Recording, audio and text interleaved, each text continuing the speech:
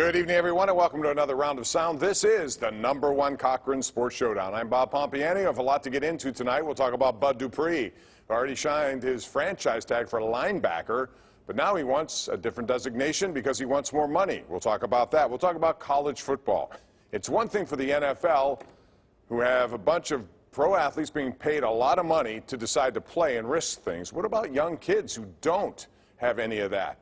We'll talk about what it may look like this year in 2020 for the college football landscape. But the #1 topic tonight on the #1 Cochran Sports Showdown will be the Penguins as they get ready to embark on Training Camp 2.0. It starts tomorrow in Cranberry. Your panel tonight, as usual, we have Rich Walsh, Andrew Filipponi, and let's go, guys. We'll begin with Andrew. Positive test today. Montreal had at least 3 of them. They also have a guy named Max Domi who has underlying conditions.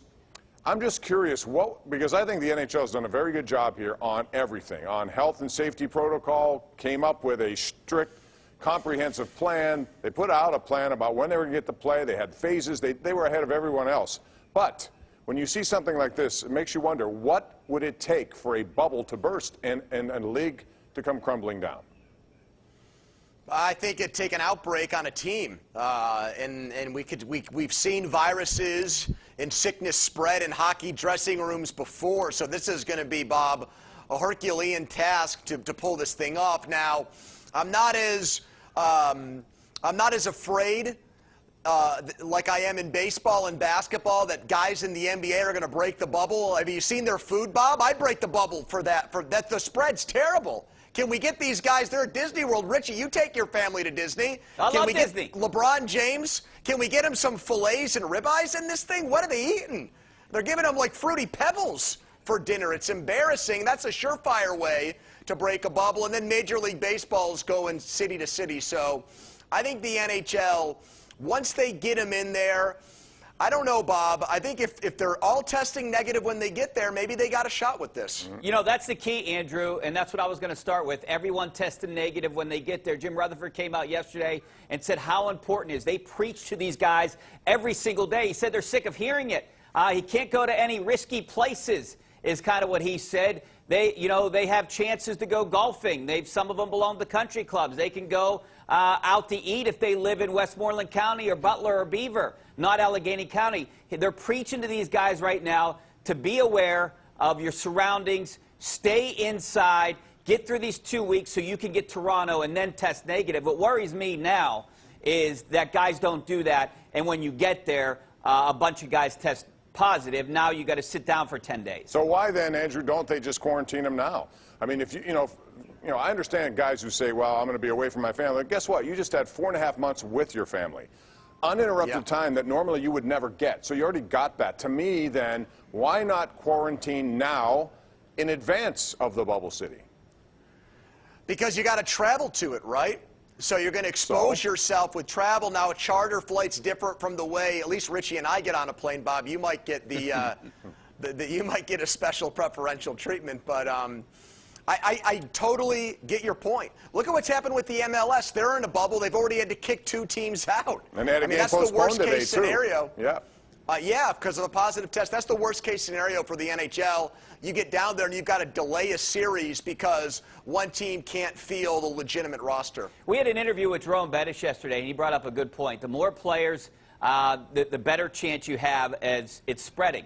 So you have baseball, hockey. When it gets to football, you have, 60 guys in a locker room, obviously a greater chance of it spreading. With hockey, close surroundings, you're all in that locker room. You see how things spread, like you brought up earlier, Pony, with the mumps is a prime example. Yeah. But, Bob, I love the fact, I wish they would quarantine now. I don't understand why they wouldn't. Put them up in that hotel right there by Cranberry, walk across the street, do that for 2 weeks, and then head to Toronto. All right, let's talk about the actual games, because I am optimistic that these are going to begin and complete, and I think we will see a champion at the end. You can argue whether or not it was legitimate championship, but everybody's going to have the same obstacles. So, Rich, I like the Penguins. I think they are as complete a team as you will find, with experience, guys who've been there, done that, high-end talent, well-rested talent, 2 good goaltenders.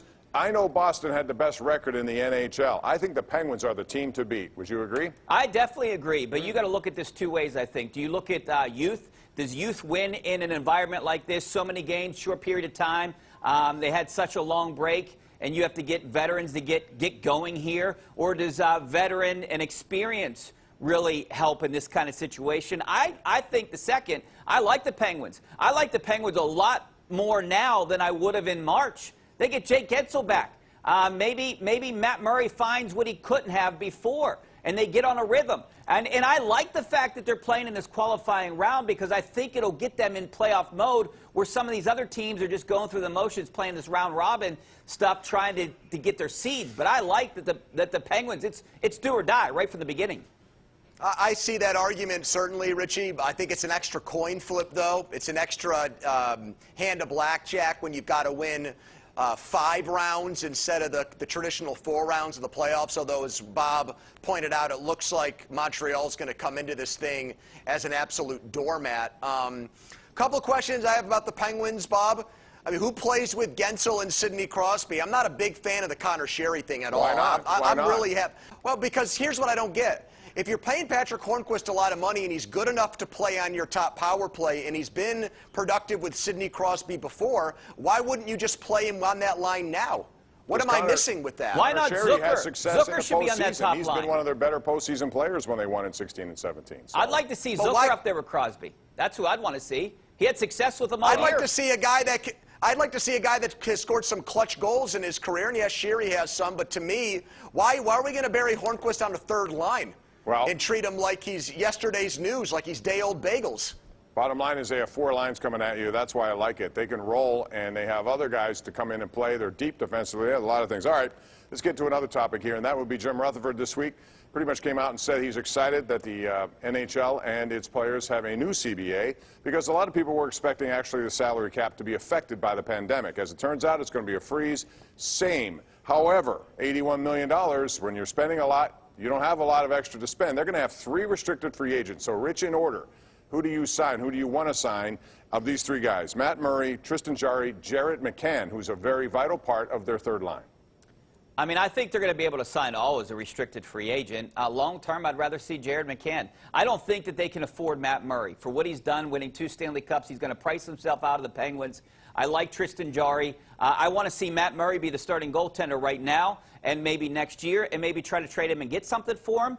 But for me, it's Jared McCann. It's hard to find scores in this league, and he's proven that he can play. Bob, what's your top 6 definition forward. of an extension? Just to keep the guys here for next year? No. Something beyond that, because I think it's going to take more than that. Then All Jared these McCann's guys- number 1, Jarry's number 2, trade Matt Murray next year. All right, so you're putting Jared McCann number 1 ahead of both goaltenders. Yes, obviously because you're going to get one of the 2. I disagree. We've seen him go through big goal funks. He's a nice player. He gave them a shot in the arm when he got traded from Florida last year. But I think guys like Jared McCann grow on trees. We've seen Jim Rutherford acquired Carl Hagelin for next to nothing. I think he can find a guy like Jared McCann. You need goaltending. And Jarry's the cheaper option, but he's unproven. He's had a good 30-game stretch, Bob, in his career, and that's it. But my issue with Murray is if he wants to get paid like Andrei Vasilevsky, I'm with Richie. You got to tell him to take a hike. He can't get that money. Not with an $81 million salary cap.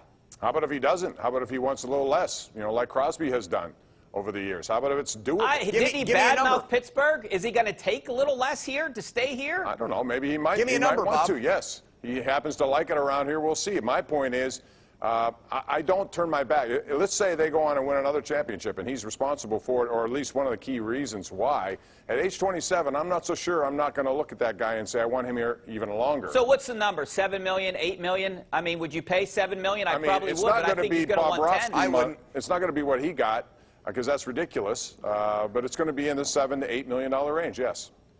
And you can argue goaltenders are the most important people, especially last line of defense, man. They're important. We'll So see the how it most goes. important person, couldn't you get a haul for him? If he does well these playoffs, couldn't you get a haul might. for him next year to help rebuild a team might. if you trust Jarry? And that's kind of All where right. I'm going The with only this. problem with that is if you trust Tristan Jarry, and if he doesn't live up to what you're doing, and then all of a sudden the final years of Crosby, Malkin, and Letang together may be affected by that. I don't know. It's an interesting puzzle, and it has to be put together by the Executive of the Year and the Hall of Famer, Jim Rutherford. Right now, though, it's time to tell you about it's exciting when a team moves into a new building, and that's certainly true with the team at number 1 Cochran Hyundai South Hills and their spacious new facility, even though they only moved less than a mile up the street. Right now, for a limited time, get special grand opening offers on both sales and service. Check them out. It's the new number 1 Cochran Hyundai South Hills, now conveniently located at 3220 West Liberty Avenue. When we come back, college football. How are they going to get this done? Next. The number 1 Cochran Sports Showdown is brought to you by number 1 Cochran. Go one better. And by Highmark Blue Cross Blue Shield. Have a greater hand in your health.